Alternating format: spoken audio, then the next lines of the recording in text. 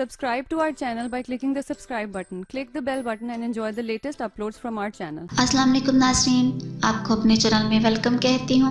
शुरू करती हूँ अल्लाह के नाम से जो बड़ा ही मेहरबान और नहायती रहम करने वाला है। अस्सलातु वस्सलामु अलैका या रसूल अल्लाह व अला आलिका व सहाबिका या हबीब अल्लाह।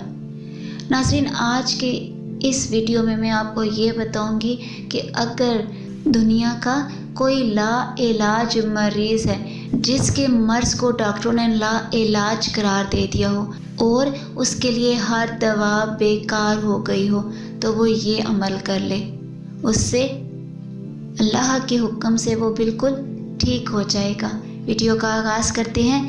नाज़रीन, दुनिया का कोई लाइलाज मरीज़ हो, ऐसा मर्ज़ किसी को लाहक हो गया हो कि डॉक्टरों ने उसको लाइलाज करार दे दिया हो, उसके लिए हर दवा बेकार हो गई हो, तो वो क्या करे?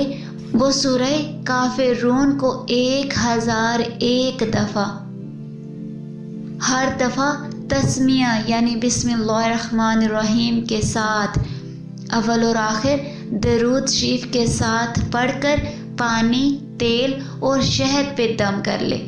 जैतून का तेल लेना है और तेल को कानों, नाक के नथने में, भौंहों पे हर नमाज के बाद लगाना है और शहद को बढ़ाते जाना है। शहद को इस्तेमाल कैसे करना है? शहद को पानी में घोल के सुबह शाम पीना है।